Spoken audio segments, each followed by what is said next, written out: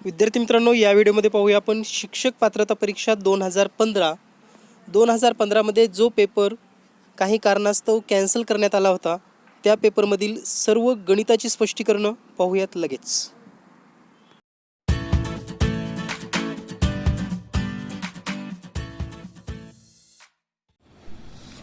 विद्यार्थी मित्रांनो, या व्हिडिओमध्ये पाहूया आपण शिक्षक पात्रता परीक्षा TET पेपर 1 म्हणजेच 1 ते 1 ते 5वी साठी TET पेपर 1 2015 ला मित्रांनो एक पेपर कॅन्सल झाला होता आणि तो कॅन्सल झालेल्या पेपरचं स्पष्टीकरण आपण या व्हिडिओमध्ये पाहणार आहोत. आणि हाच पेपर 2019 ला रिपीट झाला होता. म्हणजे 2015चा जसा पेपर आहे तसाच 2020 म्हणजेच 19चा पेपर सेम पेपर आहेत.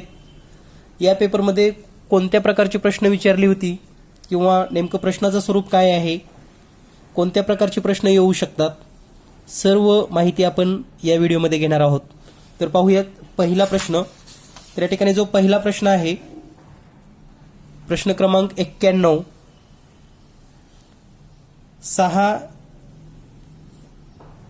36, 66 आणि 136 या कोणत्या प्रकारच्या संख्या आहेत? तर विद्यार्थी मित्रांनो, संख्यांचा प्रकार, या संख्यांच्या प्रकारामध्ये या सर्व संख्या त्रिकोणी संख्या आहेत. पर्याय क्रमांक 4. तर त्रिकोणी संख्या कोणाला म्हणतात किंवा त्रिकोणी संख्येची संकल्पना काय आहे? तर क्रमवार संख्यांची बेरीज करणे. पहा, 2 व्याख्या होऊ शकतात त्याच्या.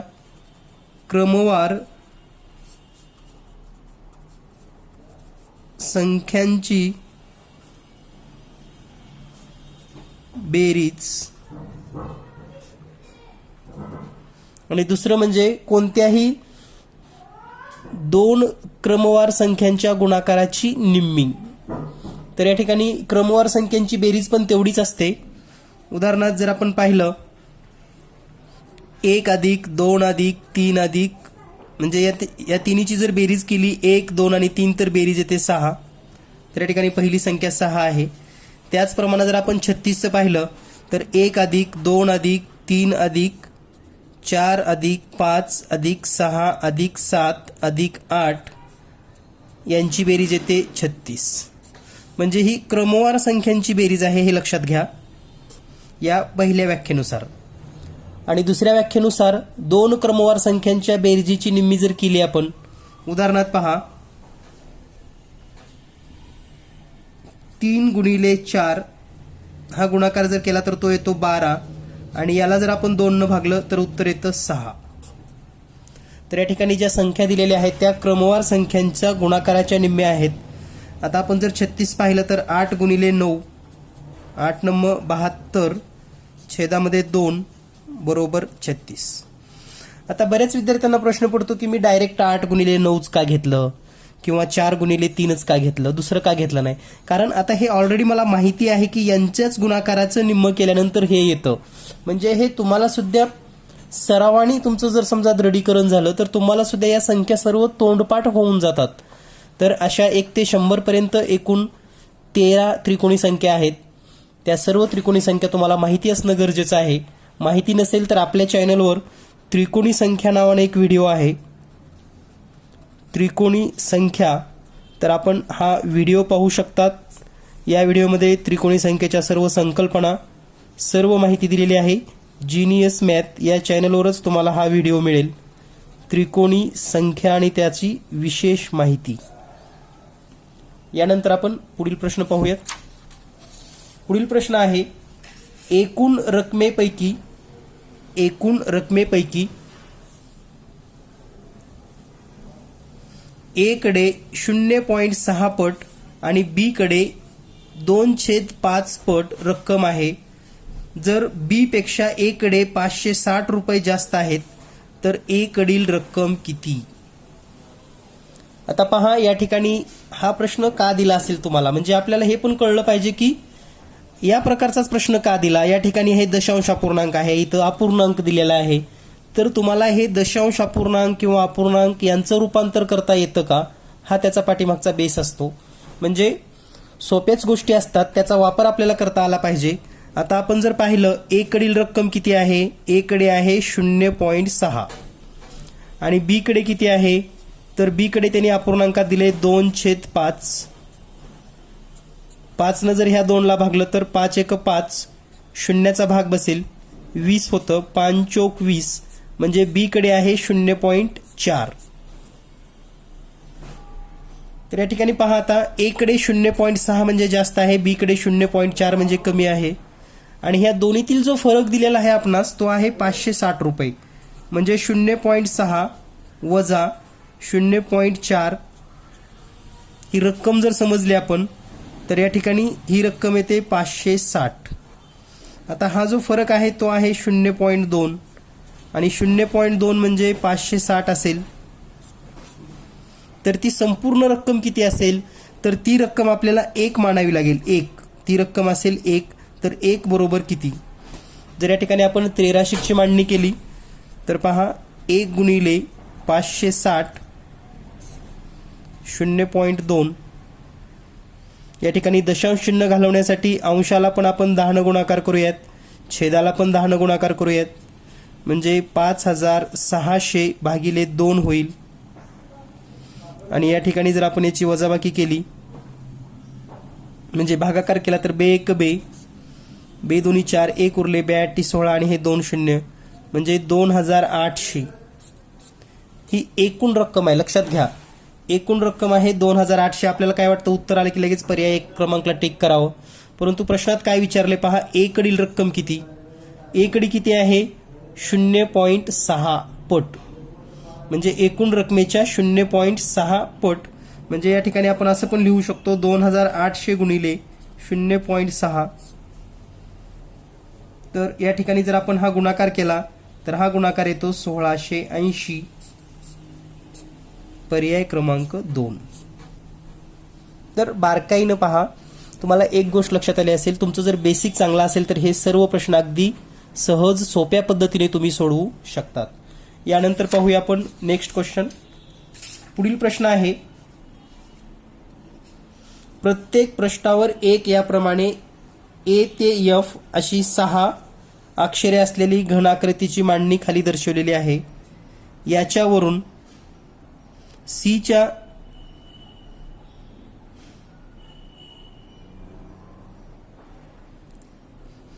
सीच्या विरुद्ध पृष्ठावर कोणते अक्षर असेल हे आपल्याला या ठिकाणी शोधायचं आहे. सीच्या विरुद्ध पृष्ठावर. तर हा प्रश्न सोडवण्यासाठी तुम्हाला एक सोपी मी आयडिया सांगितली होती की सोबत आपण खोडरबर घेऊन जावा. खोडरबरचा वापर करून आपण हा प्रश्न अगदी सेकंदामध्ये सोडवू शकतात. तर ते नेमकं कसं लगेच पाहूयात आपण. तर विद्यार्थी मित्रांनो, आपण परीक्षेमध्ये खोडरबर घेऊन जाऊ शकतात आणि याचा वापर यासारखे प्रश्न सोडवण्यासाठी सहज होऊ शकतं. आता या ठिकाणी पहा, ही जर पहिला ठोकळा आपण पाहिलात तर समोरच्या पृष्ठावर ए आहे, बाजूच्या पृष्ठावर एफ आहे, वरच्या पृष्ठावर ई आहे. दुसऱ्या ठोकळ्यामध्ये वरच्या पृष्ठावर एफ आहे, समोरचा सी आहे आणि बाजूला ई आहे. त्याचप्रमाणे जो आपला तिसरा ठोकळा आहे, वरच्या पृष्ठावर डी आहे, समोर एफ आहे आणि बाजूच्या पृष्ठावर ए आहे. तर पहा, या पद्धतीनं जर आपण ठोकळ्याची रचना केली तर आपल्याला लगेच लक्षात येईल की काय उत्तर असू शकतं याचं.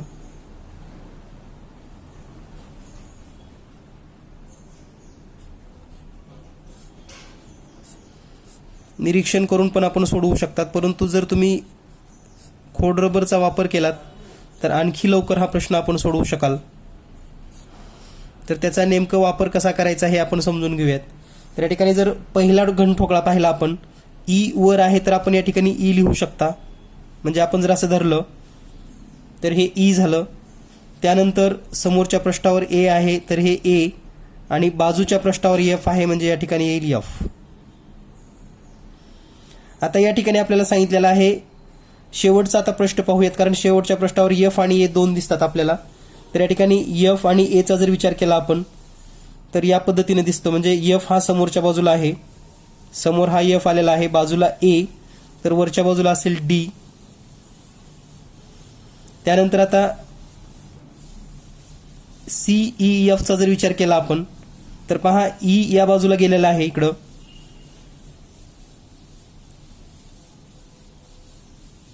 त्यानंतर एफ वर आहे, म्हणजे आपल्याला त्याच पद्धतीनं हे असं पकडावं लागेल.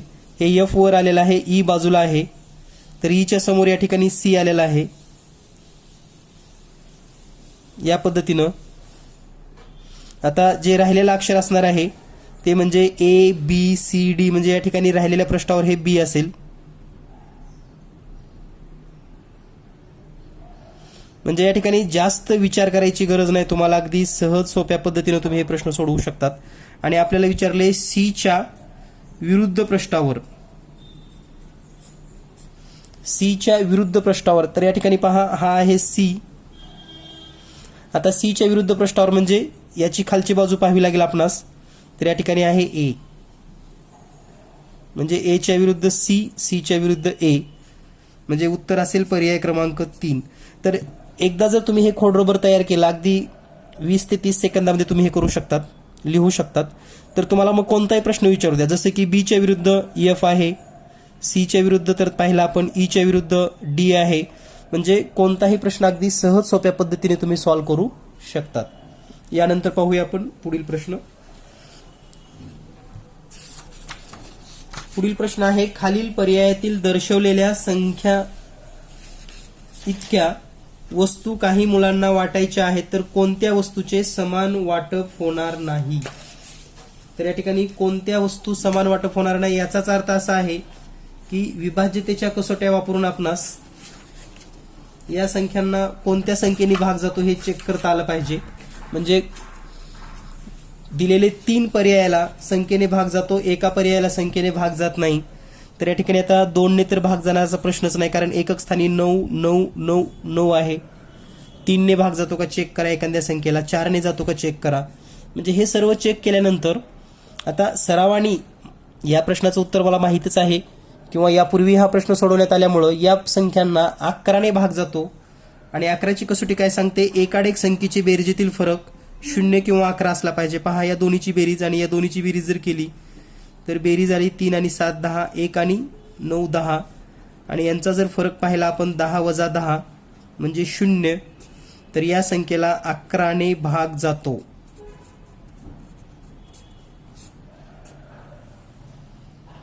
दुसऱ्या पर्यायामध्ये पाहूया आपण, 3 आणि 6 9 होतात, 4 आणि 9 13 होतात.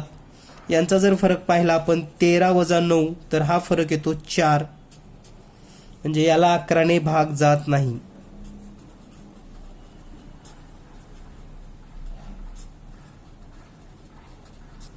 तिसरा पर्याय पाहूया आपण, 3 आणि 0 3च, 5 आणि 9 14, यांचा जर फरक पाहिला आपण तर 11 वजा 3 14 वजा 3 म्हणजेच 11, तर या सुद्धा संख्येला 11 ने भाग जातो. आणि शेवटच्या ह्याच्यामध्ये जर पाहिला आपण, 3 आणि 2 5, 7 आणि 9 16, या ठिकाणी पण 16 वजा 5 जर केलं तर 11 येतं, आणि या पण संख्येला 11 ने भाग जातो. म्हणजे वजाबाकी हा जो फरक आहे तो एकतर 0 असायला हवा किंवा 11 असायला हवा, तर त्या संख्येला 11 ने निशेष भाग जात असतो. म्हणजे या ठिकाणी पर्याय क्रमांक 2 ला 11 ने निशेष भाग जात नाही, म्हणजेच वस्तूचे समान वाटप होणार नाही. पर्याय क्रमांक 2. यानंतर पुढील प्रश्न आहे, योग्य नित्य समानता असणारा पर्याय कोणता? योग्य नित्य समानता असणारा पर्याय कोणता? तर या ठिकाणी योग्य नित्य समानताचा जर विचार केला आपण, x अधिक 1/x याचा जर विस्तार केला तर हा विस्तार येतो x वर्ग अधिक 2 अधिक 1/x वर्ग. परंतु या ठिकाणी 1/x वर्ग आहे, x वर्ग आहे, पण इथं 2x दिलंय आणि आपल्याला अपेक्षित आहे फक्त 2. त्यानंतर दुसरा जर विस्तार पाहिला आपण तर या ठिकाणी 1/x वर्ग वजा x वर्ग, तर हे x वजा 1/x, तर या ठिकाणी मिसप्रिंट आहे, तर हे मल्टिपल मध्ये साइन आहे, लक्षात घ्या. आणि जे आपल्याला माहिती आहे सूत्र की a वजा जर आपण पाहिलं, a वर्ग वजा b वर्ग बरोबर ए अधिक बी एका कंसामध्ये, दुसऱ्या कंसामध्ये ए वजा बी, तर हे बरोबर आहे. तर हे गुणाकाराचं साईन असल्यामुळं हा पर्याय बरोबर आहे. त्यानंतर पुढचे पण विस्तार जर आपण केले, आता याचा जर विस्तार केला, या ठिकाणी हे 1/x वर्ग आहे, 1/x वर्ग अधिक x वर्ग बरोबर 1/x वजा x कंसाचा वर्ग वजा 4. हे पण चुकीचं आहे आणि हे पण चुकीचं आहे. जर तुमच्याकडे 2020चं पेपर स्पष्टीकरण तुम्ही पाहिलात तर त्यामध्ये सेम प्रश्न दिलेला आहे आणि स्पष्टीकरण पण दिलंय. तुम्हाला जर या ठिकाणी काही कन्फ्युजन वाटत असेल तर तो प्रश्न पहा, परंतु याचं उत्तर आहे पर्याय क्रमांक 2. यानंतर पाहूया आपण पुढील प्रश्न. पुढील प्रश्न आहे, एका वर्तुळाकार बागेला 4 पदरी कुंपण घालण्यासाठी 1760 मीटर काटेरी तार लागते. त्या बागेच्या कडेने समान अंतरावर 4 विजेचे खांब असतील तर प्रत्येक 2 लगतच्या खांबातील अंतर किती मीटर असेल? या प्रश्नाचा जर आपण विचार केला तर पहा, सहज आणि सोप्या पद्धतीने तुम्ही हा प्रश्न सोडवू शकता. तुमच्या काही संकल्पना क्लिअर असणं गरजेचं आहे. तर वर्तुळाकार जर आपण पाहिलं तर या ठिकाणी आपण एक वर्तुळ काढूयात, म्हणजे आपल्याला आणखी संकल्पना क्लिअर होईल. तर ही वर्तुळाकार बाग आहे. या बागेला 4 पदरी कुंपण दिलेला आहे आपल्याकडे. 4 पदरी कुंपण किती आहे? 1760. या 1760 जर आपण 4 न भाग दिला तर उत्तर येतं 440. 440.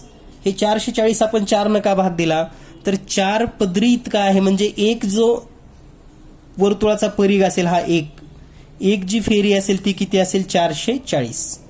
आणि आपल्या सर्वांना माहित आहे वर्तुळाचं परिघ काढायचं सूत्र, परिघ बरोबर 2πr, किंवा दुसरं सूत्र जे आहे ते म्हणजे πd. हे r म्हणजे त्रिज्या आहे आणि d म्हणजे व्यास आहे. तर या ठिकाणी कोणतंही सूत्र आपण वापरू शकता. 440 बरोबर 2 गुणिले 22/7 गुणिले r हे सूत्र आपण वापरूयात. म्हणजे r बरोबर हे 7 आता इथं गुणाकारामध्ये जाईल, म्हणजे 7 गुणिले 440 आणि छेदामध्ये येईल 2 गुणिले 22. म्हणजेच r बरोबर 22 1 22, 22 2 44, 0 बे 1 बे, बे 1 बे आणि हे 0 आणि 7 गुणिले 10 म्हणजे 70 मीटर. त्रिज्या किती आलेली आहे? 70. म्हणजे त्याचा व्यास किती असेल? तर व्यास असेल 140 मीटर. आता या बागेवर भोवती म्हणजे बागेवर 4 खांब म्हणजे रोवलेले आहेत विजेचे, आणि ते चौरसामध्ये आहेत, म्हणजे समान अंतरावर सगळे खांब असणार आहेत. म्हणजे जर आपण असा हा चौरस ड्रॉ केला, हा चौरस आहे वर्तुळाचा केंद्रबिंदू. आपण जर चौरसाचा कर्ण काढला तर तो वर्तुळाच्या केंद्रबिंदूतून जातो, आणि या कर्णाची लांबी ती आलेली आहे 140. आता कर्ण जर 140 असेल तर बाजू किती असेल? म्हणजे 2 हे विजेचे खांब आहेत या ठिकाणी, 1 2 3 आणि 4. तर ह्या कोणत्याही 2 खांबातील आपल्याला अंतर काढायचं आहे, म्हणजेच आपल्याला या ठिकाणी चौरसाची बाजू शोधायची आहे. आणि जर तुम्हाला कर्ण माहिती असेल तर बाजू बरोबर कर्ण छेद वर्गमुळात 2, म्हणजेच 140/वर्गमुळात 2. आता अनेक विद्यार्थ्यांना वर्गमुळात 2 नी भागायचं कसं हे माहिती नाही, तर अतिशय सोपी पद्धत आहे, समजून घ्या. एका सेकंदामध्ये तुम्ही हा भागाकार करू शकतात. तर त्यासाठी तुम्हाला काय करावं लागेल? ह्या 140चं निम्म करायचं. 140चं निम्म म्हणजेच अर्ध 70, आणि त्याच्या पुढे फक्त वर्गमुळात 2 लिहायचं आहे आपणास. मीटर. म्हणजेच पर्याय क्रमांक 3 उत्तर बरोबर आहे, 70/2. पहा, म्हणजे तुम्हाला या ठिकाणी परिघ दिलाय, परिघावरून वर्तुळाची त्रिज्या काढायची आहे. त्रिज्या माहीत झाल्यानंतर व्यास काढला आपण. व्यास का काढला? तर तो या चौरसाचा कर्ण आहे म्हणून. म्हणजे पुढे आपल्याला काय माहिती म्हणजे गरजेची असते त्यानुसार आपण त्या गणितामध्ये बदल करतो. हेच का केलं, तेच का केलं असं निश्चित सांगता येत नाही, कारण हे गणित असं सुटतं, असे अनुभव आपल्याला येतात. आणि तुम्ही सुद्धा जेव्हा अनेक गणितं सोडवता, वेगवेगळी प्रश्न सोडवता, तेव्हा तुम्हाला सर्व गणिताच्या स्टेप्स गणित सोडवण्यापूर्वीच कळतं की आपल्याला आधी काय काढावं लागणार आहे, नंतर आपल्याला काय करता येईल, त्यानंतर काय करता येईल. म्हणजे गणितानुसार आपल्याला त्या स्टेप मांडणी करता येतात आणि हे फक्त सरावानीच शक्य होतं.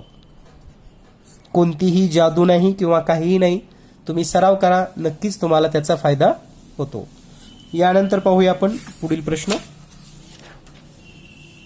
खालील पर्यायातील पूर्ण वर्ग असणाऱ्या संख्यांची जोडी कोणती?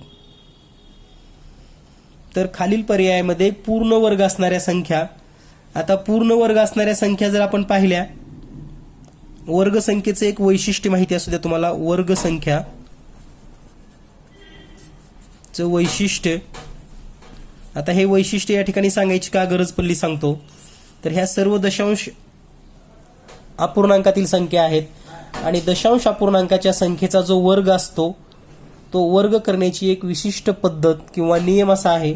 समजा तुम्ही 0.2चा वर्ग केलात तर उत्तर येतं 0.04. तुम्ही हाच 0.02चा वर्ग केलात तर उत्तर येतं 0.0004. हेच तुम्ही 0.002 कंसाचा वर्ग केलं तर उत्तर येतं 0.000004. आता याचं वैशिष्ट्य काय आहे, मग यामध्ये काय विशेष? तर विशेष आहे, निरीक्षण करायला आपल्याला आलं पाहिजे. गणितामध्ये अनेक सौंदर्य आहेत. सौंदर्य या शब्दाचा अर्थ असा असतो की पॅटर्न. पहा, एखादा पॅटर्न चांगला असेल तरच त्या ठिकाणी आपल्याला सौंदर्य दिसतं. म्हणजे एखादी डोंगर रांग असेल किंवा एखादी झाडांची ओळ असेल किंवा एखादी फुलांची बाग असेल तर तो एक पॅटर्न जर असेल, म्हणजे जसं की रेड फुलं एका ओळीला, पांढरी फुलं एका ओळीला, म्हणजे पॅटर्न म्हणजे ते सौंदर्य. तसं गणितामध्ये पण अशी अनेक सौंदर्य स्थळे आहेत ज्याचा आपल्याला माहिती असल्यास आपण अनेक गणित अगदी सेकंदामध्ये सोडवू शकतो. तर याचं वैशिष्ट्य काय, तर तुम्ही पाहाल तसं या ठिकाणी वैशिष्ट्य दिसतं. दशांश चिन्ह 1 अंक सोडून असेल तर उत्तरामध्ये 2 अंक सोडून दशांश चिन्ह दिले गेले. लक्षात घ्या. दशांश चिन्ह 2 अंकानंतर असेल 1 आणि 2 तर या ठिकाणी 4 अंकानंतर येतं.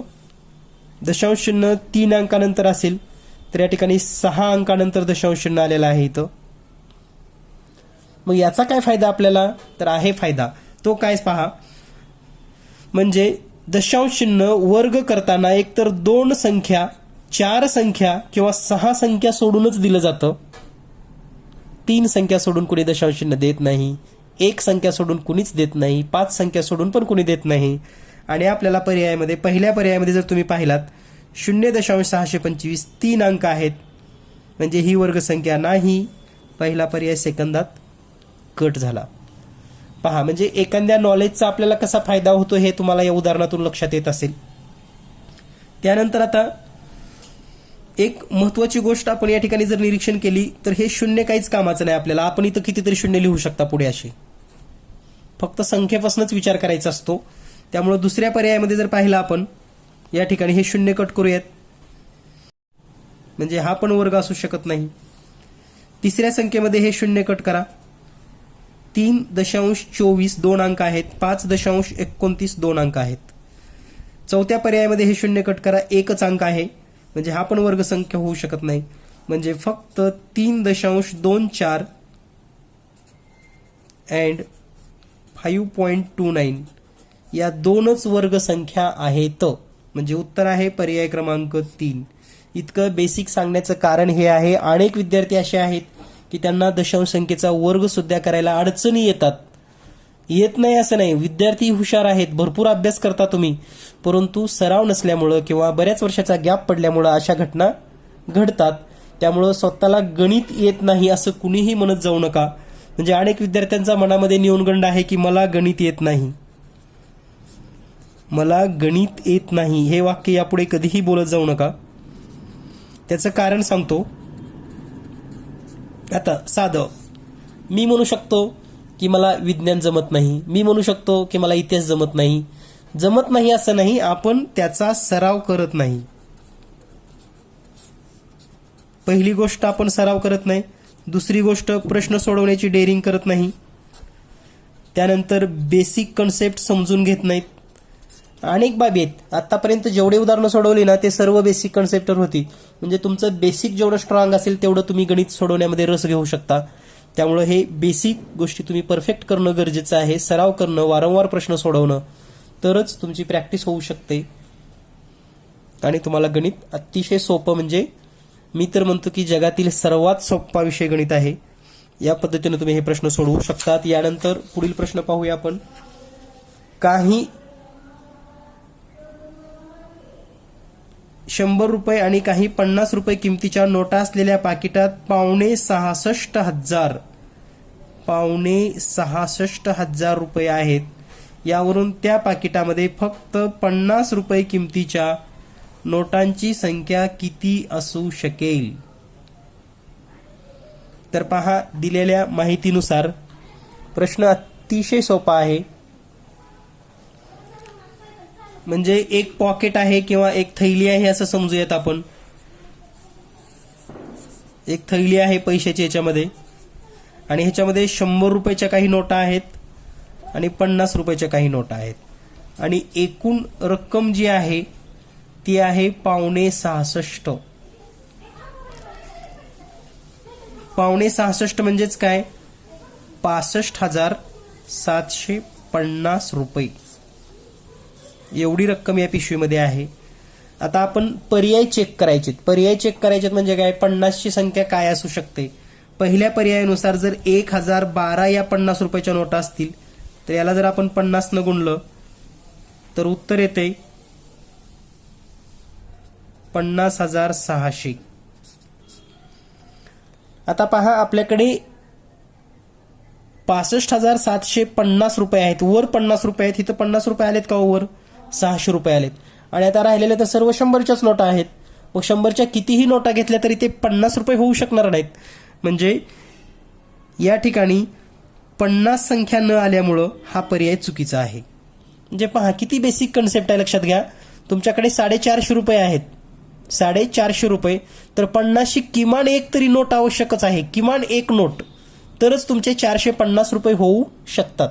तसं या ठिकाणी 50 रुपयाच्या नोटा जर आपण घेतल्या तर 50,600 रुपये होतात. म्हणजे 50 रुपये वर राहतच नाहीत. म्हणजे पर्याय चूक आहे.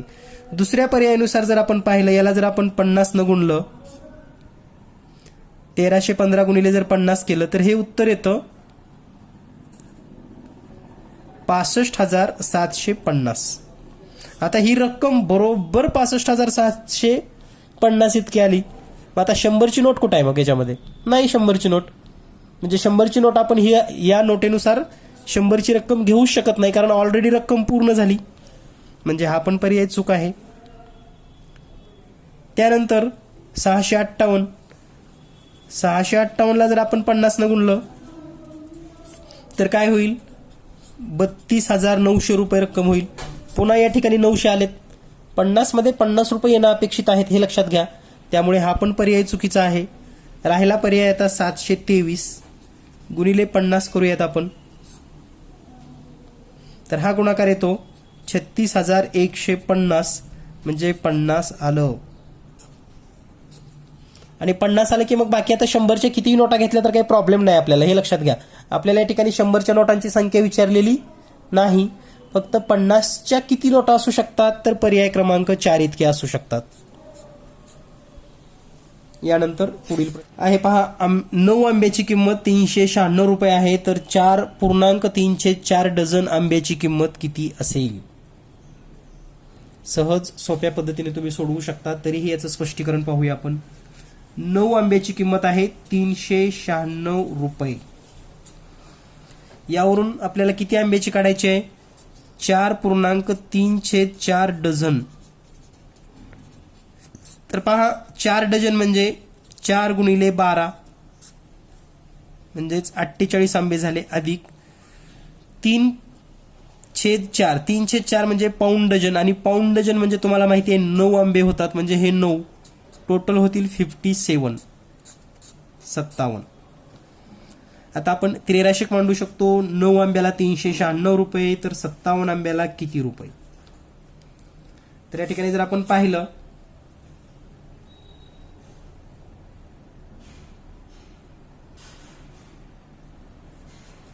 57 गुणिले 396 भागिले 9, 9 एक 9, 9 चोक 36, पुन्हा 3 उरतील, पुन्हा 9 चोक 36 होईल आणि या ठिकाणी 57 गुणिले 44 हा जर गुणाकार आपण केला तर हा येईल 2508 रुपये, पर्याय क्रमांक 3. यानंतर पुढील प्रश्न, खालीलपैकी योग्य रूपांतर असणाऱ्या जोड्या कोणत्या? तर पहिला पर्याय आहे 8.25. 8.25 तर या ठिकाणी जर आपण भागाकार केला 31/4 ला तर 4 एक 4, 4 7 28, 3 उरले 30 होईल, पुन्हा 4 7 28, पुन्हा 2 उरेल, 4 5 20. तर हे 7.75 म्हणजे 8.25. याला जर आपण अपर्याय मानत असेल, हा ब, क आणि ड, तर पहा 12.5. आता 12.5 म्हणलं तर 2 शून्य आहेत, छेदामध्ये 100 आहे, म्हणजे हे 12.50, हे पण बरोबर आहे. त्यानंतर 10.3/5, 5 10 50 आणि हे 3, हे यायला पाहिजे होतं 53/5, पण इथं लिहिलंय 103/5, हे चुकीचं आहे. 28.25 रुपये. आता हे 28.25 कसं लिहितो आपण, तर 28.25, इथं शून्य विनाकारण वाढवलंय, म्हणजे हे 2 चुका आहेत. 1 आणि 2 बरोबर आहे, 1 आणि 2, तर हे अ आणि ब पण म्हणू शकता. याला आपण अ ब, वर ब केल्यामुळं अ ब, 1 आणि 2 बरोबर आहे. यानंतर पुढील प्रश्न आहे 3.6 गुणिले 3.6 अधिक 1.8 गुणिले 1.8 अधिक 3.6 गुणिले 3.6, छेदामध्ये 2 गुणिले 1.8 अधिक 3.6 वजा 1.8. आता ह्याला थोडं सुटसुटीत लिहूया आपण, सोप्या पद्धतीने, आपल्याला जरा बरं दिसण्यासाठी. तर काय करायचे तुम्हाला, हे 3.6 गुणिले 3.6 सुरुवातीलाच लिहूयात आपण, त्यानंतर अधिक, आता हे जे शेवटचं आहे ना, आणि हे का लिहिलं ते तुम्हाला मी नंतर सांगेन. म्हणजे मीच याच पद्धतीने मांडणी का करतो, कारण हेच नेमकं मुलांना समजत नाही की अशी मांडणी करावी लागते, आणि त्यासाठी फक्त प्रॅक्टिस अँड ओनली प्रॅक्टिस. तर हे 3.6 जे आहे ना, त्याला मी असं लिहितो 2 गुणिले, हे 3.6 एक सुरुवातीचं घेऊया कोणतंही, गुणिले 1.8. आता हे 2 आणि हे 1.8 यांचा गुणाकार 3.6 येतो, फक्त लिहिताना थोडासा वेगळ्या पद्धतीने लिहिलेला आहे, अधिक दुसऱ्या कंसामध्ये 1.8 गुणिले 1.8. आता छेदामध्ये हे 2 गुणिले 1.8 आहे ना, हे डायरेक्ट गुणाकार करूया आपण 3.6 अधिक दुसऱ्या कंसामध्ये आता 3.6 वजा 1.8 म्हणजे 1.8. ठीक आहे, आलं लक्षात तुमच्या? तर आता पहा, वर जी मांडणी केलेली आहे या मांडणीला शॉर्टकटमध्ये आपण असं लिहू शकतो, आणि ते का लिहायचं हे तुम्हाला सूत्र सांगतो मी. तुम्हाला एक सूत्र माहिती आहे, पहा, ए अधिक बी कंसाचा वर्ग बरोबर काय असतो, तर ए चा वर्ग अधिक 2ab अधिक बी वर्ग. हे सूत्र माहिती आहे तुम्हाला. म्हणजे ए चा वर्ग 3.6, 3.6 याला तुम्ही ए म्हणा, ए गुणिले ए, पुन्हा 2 गुणिले ए गुणिले बी, हे 2 आहे, गुणिले ए म्हणजे इथं आपण जे ए घेतलं होते हे ए, आणि हे बी म्हणजे इकडलं पुढचं, अधिक अधिक, आणि बी चा वर्ग म्हणजे ह्याला दोन्हीला आपण बी बी म्हणूयात. म्हणजे हे लिहिलं काय आणि हे लिहिलं काय, दोन्हीचा अर्थ एकच. म्हणजे ह्या वरच्या पूर्ण विस्ताराबद्दल आपण असं लिहू शकतो 3.6 अधिक 1.8 कंसाचा वर्ग. म्हणजे याचा विस्तार ए अधिक बी कंसाचा वर्ग जर हे होत असेल तर हे म्हणजे हे होणार, आणि छेदामध्ये 3.6 अधिक 1.8. आता पुढे जाऊन काय होणार आहे पहा, याचा वर्ग करायचा आहे म्हणजे याचा 2 वेळेस गुणाकार करायचा आहे आपणास. म्हणजे आपण असं लिहू शकतो 3.6 अधिक 1.8 एका कंसात, दुसऱ्या कंसात 3.6 अधिक 1.8 आणि छेदामध्ये 3.6 अधिक 1.8. तर हा पूर्ण कंस आणि हा पूर्ण कंस कट होईल आणि शिल्लक काय राहील या ठिकाणी 3.6 अधिक 1.8 आणि या जर दोन्हीची बेरीज केली तर उत्तर येतं 5.4. आता तुमच्या मनामध्ये विचार आला असेल की एवढं कधी करत बसायचं आम्ही परीक्षामध्ये. तर काहीच करायची गरज नाही तुम्हाला, फक्त निरीक्षण. तुमचं जेवढं निरीक्षण चांगलं असेल संख्यांच्या बाबतीमध्ये, संख्या नॉलेज, संख्यांचे सौंदर्यस्थळे, संख्याबद्दलचं तुम्हाला वेगवेगळे आयडिया, म्हणजे एखादी संख्या पाहिली की तुम्हाला कळलं पाहिजे, त्याबद्दल पण मी बोलणार आहे. तर हे कसं सोडवायचं, तर हे तुम्हाला कळलं पाहिजे. याचा वर्ग होणार आहे म्हणजे 3.6 अधिक 1.8चा वर्ग होणार आहे, खाली 3.6 अधिक 1.8 येणार आहे.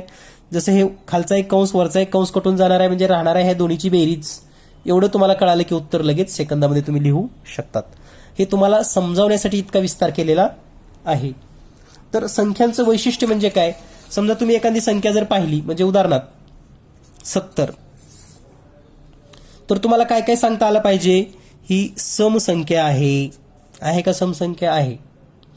याच्या पाठीमागं मागची पुढची संख्या सांगता आली पाहिजे, म्हणजे 69, 71. याच्या आधीच्या नंतरच्या मूळ संख्या सांगता आल्या पाहिजेत. या संख्येला 7ने भाग जातो, या संख्येला 2ने भाग जातो, या संख्येला 5ने भाग जातो, या संख्येला 10ने भाग जातो, 7ने भाग जातो, 14ने भाग जातो, 35ने भाग जातो. याची दुप्पट 140 होते, याची निम्मी 35 होते. म्हणजे या 70 बद्दल तुम्हाला जेवढं काही गणगोत जोडता येईल 70ला नातेवाईक, मग ते वर्ग असेल, वर्गमूळ असेल, पुढची संख्या असेल, मागची संख्या असेल, दुप्पट असेल, तिप्पट असेल, निम्मी असेल, हे तुम्हाला अगदी सेकंदामध्ये माहिती असणं गरजेचं आहे.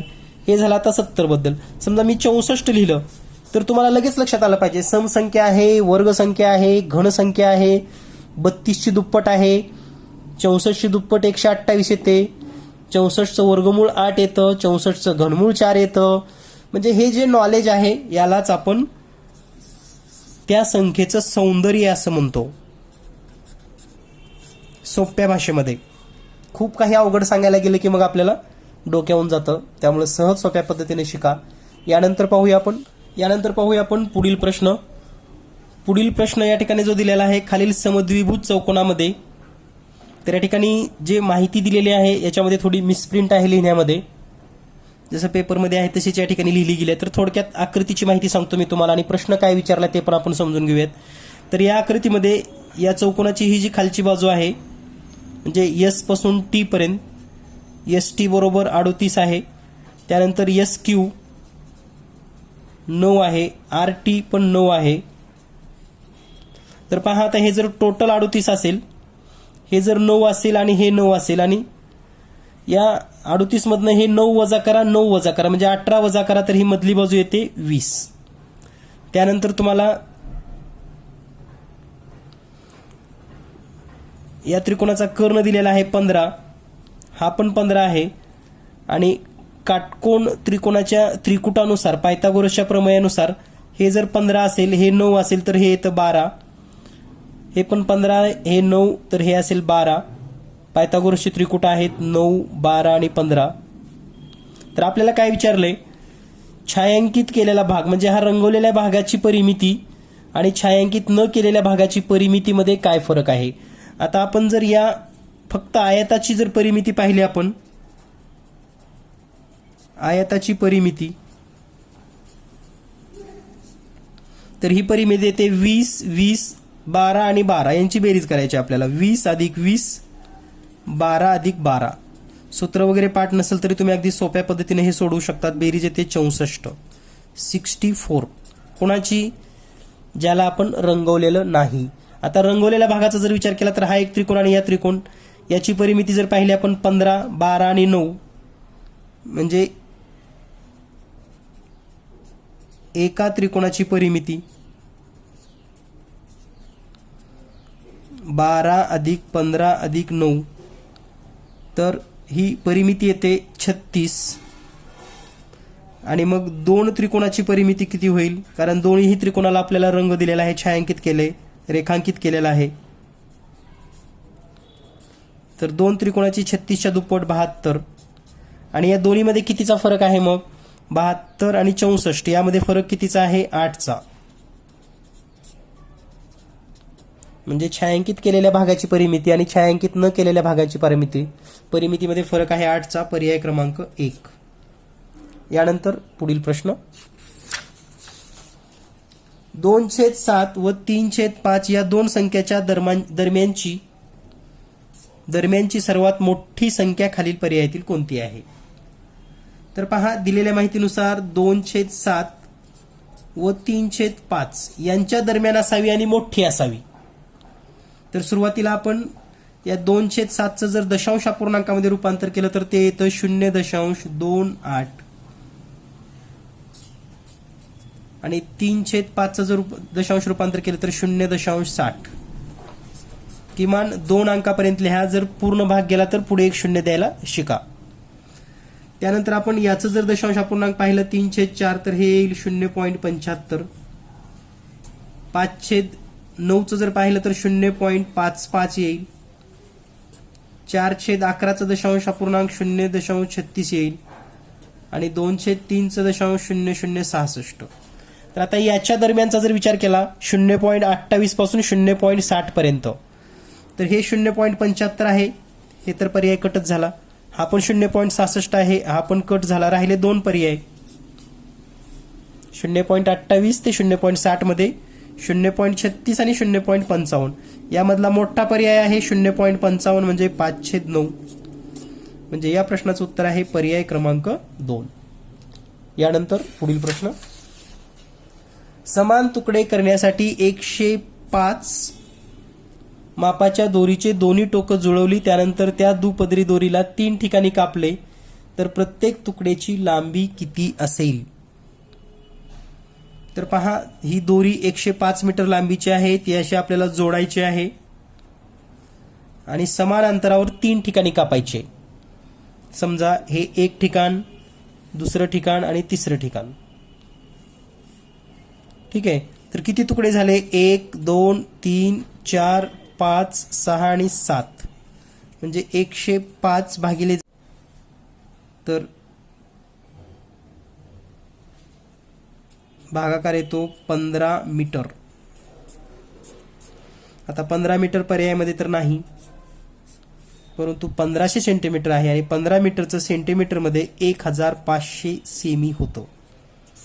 म्हणजे उत्तर आहे पर्याय क्रमांक 4. यानंतर पुढील प्रश्न. 4 वर्षापूर्वी हमीदा व अक्षदा यांचे एकूण वय 41 वर्ष होते. जर हमीदा अक्षरापेक्षा 3 वर्षांनी लहान आहे तर अक्षदाचे 5 वर्षानंतरचे वय किती? तर त्याला वेगवेगळ्या पद्धती आहेत. एक सोपी पद्धत सांगतो मी तुम्हाला. जर याच पॅटर्नमध्ये प्रश्न असेल तर हमीदा अक्षदापेक्षा 3 वर्षांनी लहान आहे तर काय करायचं? ह्या 41 मधून अगोदरच 3 वजा करून टाकायचे, जे एकाचं कोणाच तरी जास्त आहे. म्हणजे राहिलं किती? 38. याला 2 न भागा. म्हणजे हमीदा अक्षदापेक्षा 3 वर्षांनी लहान आहे तर हमीदा असेल 19 वर्षाची आणि अक्षदा जी आहे तिचं वय आता हे 19 आणि हे सोडून दिलेलं 3 प्लस करा म्हणजे हे झालं 22. तर आता आपल्याला काय विचारले? अक्षदाचे 5 वर्षानंतरचे वय किती? आता अक्षदा किती आहे सध्या? 22 आणि 5 वर्षानंतरचे वय या ठिकाणी दिलेलं विचारलेलं पहा. ओके. तर आणखी एक या ठिकाणी समजून घ्यायचं म्हणजे हे 4 वर्षापूर्वीचं वय आहे. हे 4 वर्षापूर्वी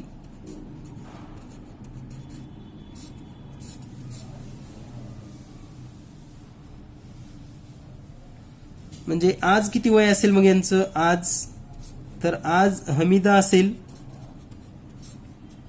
19 प्लस 4 बरोबर 23 आणि अक्षदा असेल 22 अधिक 4 बरोबर 26 इयर. प्रश्नामध्ये काय विचारले? आता 5 वर्षानंतर वय किती? After 5 year. पुन्हा याच्यामध्ये 5 प्लस करा तर हमीदा होईल 28 इयर आणि अक्षदा होईल 31 इयर प्लस 5 आफ्टर 5 इयर म्हणजे उत्तर असेल 31 वर्ष. पर्याय क्रमांक 4. यानंतर पुढील प्रश्न. पुढील प्रश्न आहे 2.2 मीटर गुणिले 1.5 मीटर मापाच्या पॉलिथिनच्या कागदापासून 15 सेंटीमीटर गुणिले 10 सेंटीमीटर मापाच्या तुकड्याच्या किती पिशव्या तयार होतील? आता सर्वात महत्वाचं, पिशव्या तयार करायचं आहे म्हणजे 2 बाजूनी त्याचा वापर केला जातो. तर सुरुवातीला जेव्हा पिशवी तयार करायची हे लक्षात घ्या, पिशवीचं नेमकं काय प्रॉब्लेम आहे. तर ही जी पिशवी असेल समजा अशी, तर याला दोन बाजू येतात अशा. ही समोरची बाजू असेल तर ह्याच्या पाठीमागे एक बाजू असणार आहे. अशी पिशवी तयार होणार आहे. म्हणजे आपल्याला जर एकूण संख्या काढायची असेल पिशवीची, एकूण संख्या, तर एकूण पेपर छेदामध्ये एका पिशवीचे क्षेत्रफळ, म्हणजे हे एक साईड झाली लक्षात घ्या, आणि अशा दुप्पट लागणार आहेत म्हणून याला 2 न गुणा. तर या पद्धतीने तुम्हाला प्रश्न सोडवावा लागला. आता एकूण पेपरचा जर विचार केला तर 2.2 मीटर, याचं सेंटीमीटरमध्ये जर केलं आपण तर हे होईल 220 सेंटीमीटर. 1.5 मीटर म्हणजे 150 सेंटीमीटर, आणि छेदामध्ये 15 गुणिले 10. तर पहा, 15 × 15, 15 × 15 0, 10 × 10, 10 × 10, सॉरी हे गुणिले 2 राहिलेलं आहे. तर 222ला 2 न गुणूयात, बे एक बे, बे एक बे, बे एक बे, आणि हे 0, म्हणजे 110 पिशव्या होतील. हे जाणीवपूर्वक असं केलं लक्षात घ्या. म्हणजे तुम्ही फक्त एकूण पेपर आणि पिशवीचं क्षेत्रफळ काढावं, परंतु त्याला 2 भाग असतात पिशवी तयार करायला, हे लक्षात घ्या. त्यामुळे या ठिकाणी याचं उत्तर येणार आहे 110. अशा चुका करू नका. यानंतर पुढचा प्रश्न, खालील पदाच्या श्रेणीत प्रश्नचिन्हाच्या जागी असणारे पद कोणते? आणि संख्या दिलेल्या आहेत 2, 6, 20, प्रश्नचिन्ह 110, 156. तर पहा आता नेमकं इथं काय आहे. हे जर पहिलं आपण पाहिलं, पहिल्या पदाकडे, तर हा एकतर क्रमवार संख्यांचा गुणाकार पण आहे, जसं 1 गुणिले 2. दुसऱ्या ह्याच्याकडे जर पाहिलं आपण तर 2 गुणिले 3 आहे. तिसऱ्याकडे जर पाहिलं आपण तर 4 गुणिले 5 आहे. इथलं आपल्याला शोधायचं आहे. या ठिकाणी जर पाहिलं तर हे आहे 10 गुणिले 11, आणि पुढे जर पाहिलं तर हे आहे 12 गुणिले 13. आता नेमकं या ठिकाणी काय येणार आहे, त्यांच्या अपेक्षा काय आहेत हे आपल्याला लक्षात आलं पाहिजे. तर पहा, इथं 1 आहे, 2 आहे, पुन्हा 4 आहे. आता इथं 5 तर निश्चित नसणार आहे, मग 6 असेल, 7 असेल, 8 असेल. या ठिकाणी पुन्हा 10 आणि 12 आहे. मग नेमकं आपण या ठिकाणी काय घ्यायचं? या ठिकाणी संभ्रमामध्ये मी सुद्धा आहे, कारण या ठिकाणी समजा 4च्या नंतरचं लगेच घेतलं नाही, इथं समजा काहीच फरक नाही, इथं 1चा फरक दिला. या ठिकाणी आता 2चा फरक केला, म्हणजे 3चा फरक केला तर 7 येणार आहे. पण पुन्हा या ठिकाणी 3चा फरक येत नाही, पुन्हा इथं फरक 2चा येते. म्हणजे हे नेमकं लक्षात येत नाही. तर या ठिकाणी 6 गुणिले 7 पण असू शकतं, 7 गुणिले 8 पण असू शकतं, 8 गुणिले 9 पण असू शकतं. याचा जर विचार केला तर 6 7 42 पर्यायात आहे, 7 8 56 पर्यायात आहे, 9 8 72 पर्यायात आहे. त्यामुळे हा प्रश्न माझ्या दृष्टीने तर संदिग्ध आहे. यानंतर पाहूया आपण पुढील प्रश्न. मूळ संख्यांचा गट दर्शवणारा पर्याय निवडा. तर दिलेल्या याच्यामध्ये आपल्याला मूळ संख्यांचा गट निवडायचा आहे. तर मूळ संख्यांचा गट निवडत असताना एक सोपी पद्धत बघा. दिलेल्या गटामध्ये एक तरी अशी संख्या शोधा जिला 3 न भाग जातो, 7 न भाग जातो, 5 न भाग जातो, कोणत्या तरी संख्येनं भाग जातो का? तर तुम्हाला 3ची कसोटी माहिती आहे. 1, 3 आणि 4 बेरीज येते,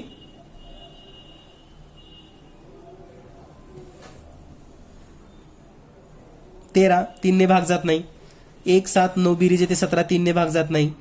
1, 4, 9, 14 बेरीज येते, 3 ने भाग जात नाही. 1, 1, 9, 3 ने भाग जात नाही. परंतु या संख्येला 7 ने भाग जातो. 7 1 7, 7 1 7, 4 उरले, 7 7 49. म्हणजे हा मूळ संख्येचा गट नाही. आता जिथं जिथं 119 आहे तो मूळ संख्येचा गट नाही. 119 आहे, मूळ संख्येचा गट नाही. झालं, 3 गट संपले, राहिला एकच. म्हणजे असं कुठली तरी एक संख्या शोधा म्हटलं होतं मी तुम्हाला. त्याच पद्धतीने या ठिकाणी तुम्ही हे सोडवू शकतात. यानंतर पुढील प्रश्न.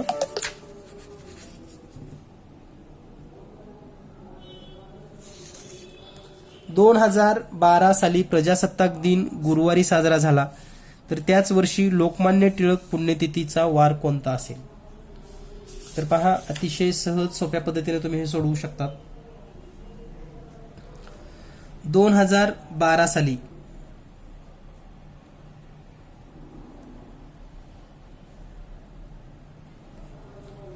प्रजासत्ताक दिन म्हणजेच 26 जानेवारी 2012 प्रजासत्ताक दिन गुरुवारी.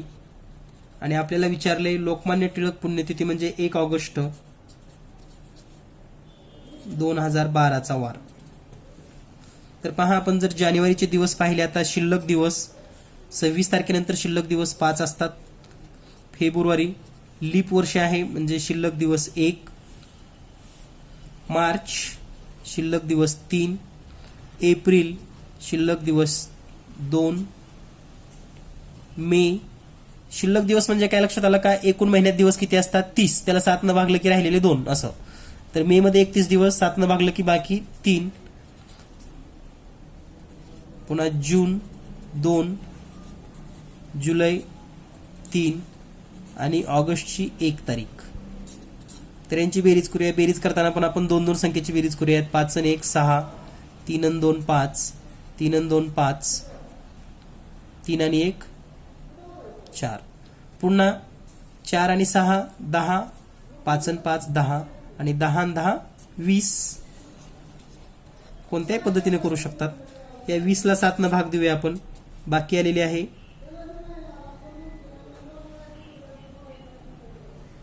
7 1 7, 7 2 14. बाकी उरलेली आहे 6. आता 6 म्हणजे काय? तर गुरुवार नंतर पुढे 6 दिवस. तर गुरुवार नंतर जर आपण 6 दिवस घेतले या ठिकाणी,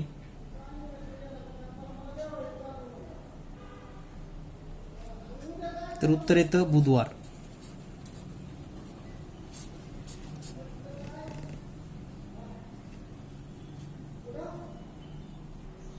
तर या ठिकाणी बुधवार उत्तर बरोबर आहे, पर्याय क्रमांक 2. यानंतर पाहूया आपण पुढील प्रश्न. पुढील प्रश्न आहे x वर्ग वजा 2x वजा 24 छेदामध्ये x अधिक 4 बरोबर 0 असेल तर x बरोबर किती? तर दिलेल्या याच्यामध्ये पहा, x वर्ग वजा 2x वजा 24 छेदामध्ये x अधिक 4. तर सर्वात महत्वाचं तुम्हाला वर्ग समीकरणाचा अवयव शोधता येणं गरजेचं आहे. म्हणजे कोणतेही वर्ग समीकरण दिलं तर त्याचे अवयव कोणते आहेत हे आपल्याला माहिती असणं गरजेचं आहे. तर आता हे कसे शोधायचे असतात ते पण सांगतो. या ठिकाणी शेवटचं संख्या पहा, वजा 24 आहे. वजा 24. तर आपल्याला अशा 2 संख्या शोधायच्या असतात ज्यांची बेरीज वजा 2 यावी आणि गुणाकार वजा 24. तर आता 2 फरक असणाऱ्या आणि गुणाकार 24 असणाऱ्या संख्या आधी शोधा. जसं 12 2 24 पण फरक 10चा येतो. वेगवेगळ्या जोड्या आहेत पहा. 12 2 आहे, 8 3 आहे, 6 4 आहे, 24 1 आहे. एवढ्या संख्यांचा गुणाकार 24 येऊ शकतो, वजा 24. पण आपल्याला काय पाहिजे? फरक 2 पाहिजे. तर मग फरक 2 असलेली 6 आणि 4च आहे. आता हा फरक आपल्याला वजा 2 पाहिजे म्हणजे मोठ्या संख्येला वजा चिन्ह द्या. म्हणजे ही पेअर आहे वजा 6 आणि 4. म्हणजेच आपण आता याचा जो म्हणजे अवयव पाडणार आहोत त्यामध्ये असं लिहू शकतो, x वजा 6 आणि x अधिक 4. या ठिकाणचं आहे वजा 6 आणि हे अधिक 4 छेदामध्ये x अधिक 4. तर x अधिक 4 x अधिक 4 कॅन्सल होईल आणि पुढे जे हे 0 आहे ते आपण 0 या बाजूला घेऊयात. म्हणजे 0 बरोबर x वजा 6. आता हे वजा 6 जर या बाजूला घेतलं तर काय होईल? प्लस होईल. म्हणजे हे प्लस 6 बरोबर x. म्हणजे याचं उत्तर येईल 6. पर्याय क्रमांक 1. पर्याय क्रमांक 1. यानंतर पुढील प्रश्न आहे 10 क्रमवार 10 समसंख्यांची बेरीज 870 आहे, तर त्यातील 7व्या आणि 8व्या संख्येची बेरीज किती? तर पहा, दिलेल्या माहितीनुसार क्रमवार 10 समसंख्या. तर 870 ला आपण 10 न भागूयात. 0 0 कटलं, उरलं किती? 87. तर त्या क्रमवार 10 संख्येमध्ये मधली संख्या ही संख्या येणार आहे, परंतु ही विषम आहे. मग काय होईल तर या ठिकाणी 87 जर आपण सेंटर पकडला तर त्याच्या पाठीमागं समसंख्या लिहा 86, 84, 82 आणि 80, 78. 1 2 3 4 5 समसंख्या. त्याच्या पुढच्या 5 समसंख्या लिहूयात आपण 88, 90, 92, 94 आणि 96. 1 2 3 4 5. तर ह्या त्या 5 आणि 5 10 संख्या आहेत. 87 फक्त मधली संख्या आहे, मिळावी म्हणून आपण 10 भागल्यानंतर सेंटर मिळाला होता आपल्याला. त्यानंतर आता 7वी संख्या पहा. तर ही 1 2 3 4 5वी, 6वी, 7वी, 8वी, 9वी आणि 10वी. तर आपल्याला 7वी आणि 8वीची बेरीज करायची आहे, म्हणजे 90 अधिक 92 करायचं आहे. तर ही बेरीज येईल हे 2 जशाला तसं आणि 9 9 18 म्हणजे 182, 182. पर्याय क्रमांक 4. यानंतर पाहूया आपण पुढील प्रश्न. सोबतच्या आकृतीत चौकोनाची संख्या किती आहे? तर पहा, दिलेल्या आकृतीमध्ये चौकोनाचा जर विचार केला आपण तर या ठिकाणी पहा मोजता कशी येतात. तर आपण सुरुवातीला जे चौरस आकार आहे त्याचा विचार करूयात. हा एक चौकोन येतो, हा दुसरा 2 आणि हा मोठा 3. तर हे तर आपण आयत आणि चौरस मोजलेले आहेत. त्यानंतर पहा आता या रेषेपासून हा इकडे एक चौकोन होतो असा. त्यानंतर या रेषेपासून इकडे एक चौकोन होतो 2. पुन्हा या रेषेपासून इकडे एक चौकोन होतो 3 आणि या रेषेपासून इकडे एक चौकोन होतो 4. तर हे 4 आधीचे 3 आणि हे 4 असे एकूण 7 झालेले आहेत.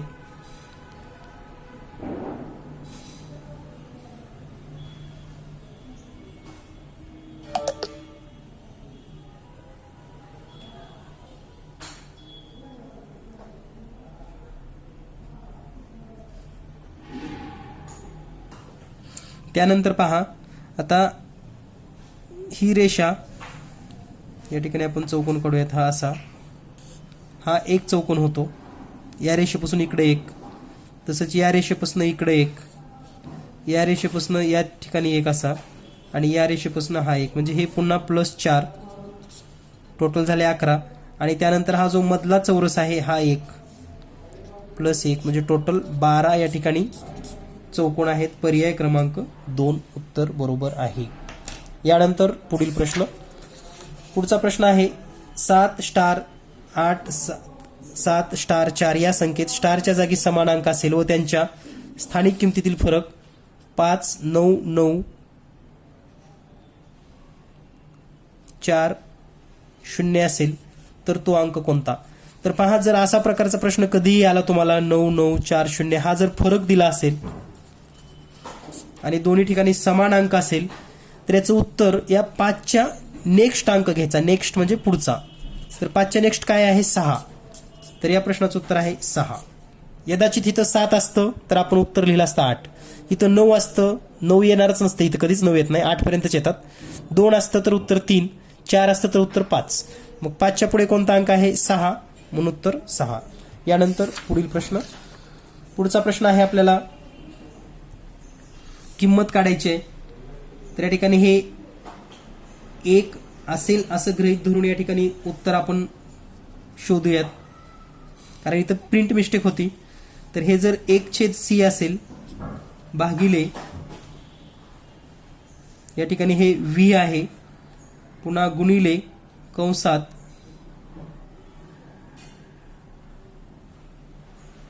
इथं पुन्हा भागाकार आहे, म्हणजे या ठिकाणी l भागिले m आहे,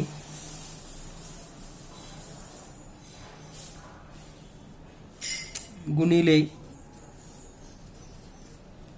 ठीक आहे, तर आपल्याला याची किमती माहिती असणं गरजेचं आहे. 1/c म्हणजे 100 भागिले 5 गुणिले कंसात 50 गुणिले हे 1000, m म्हणजे 1000. तर या ठिकाणी आता हे 1/100 याचा छेद 1 असतो आणि हा भागाकार म्हणजे आपल्याला जर गुणाकारात रूपांतर करायचं असेल तर हे 1/100 गुणिले याला अंशाला छेदात, छेदाला अंशात गुणिले यांचा गुणाकार येतो 50,000. तर आता हे 5 नजरेला भागलं तर 5 एक 5, 5 एक 5, 0, 1 2 3 0, 2 0 2 0 कट होतील म्हणजे उत्तर राहील 100 आणि 100 म्हणजे सी. तर बरेच प्रश्नामध्ये मिसप्रिंट असल्यामुळे थोडं कन्फ्युजन होतं, परंतु आपल्याला हे किमती जर माहीत असतील तर सहज सोप्या पद्धतीने तुम्ही सोडवू शकतात.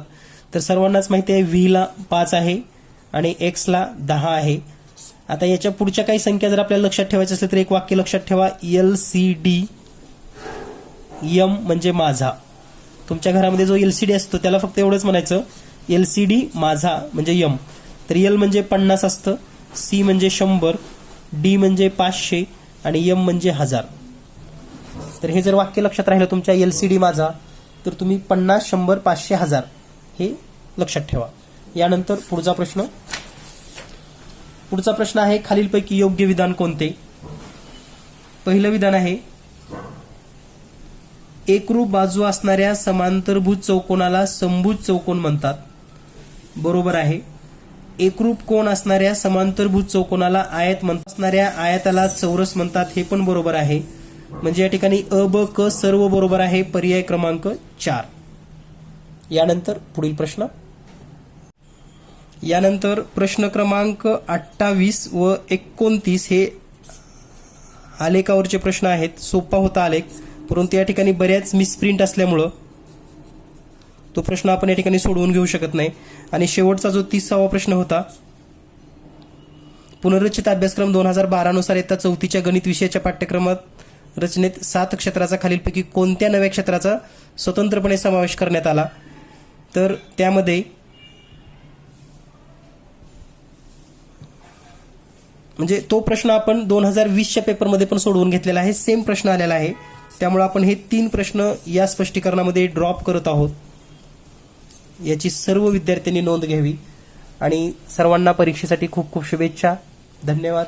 Thank you very much.